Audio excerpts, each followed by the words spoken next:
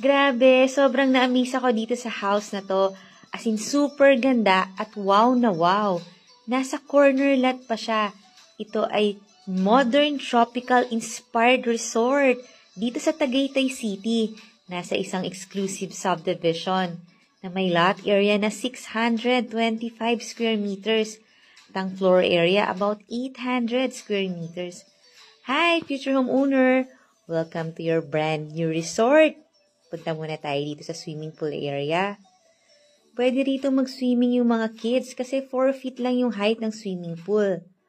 At heated swimming pool ito, kaya kahit maginaw dito sa Tagaytay, makakapag-swimming ka pa rin. At dahil malaki tong house na to, meron tayong part 1, part 2, part 3. Pero kung gusto mong panoorin ng isang buo yung full house tour, pwede mong panoorin sa YouTube channel ng Home Search Philippines. Nandun din yung price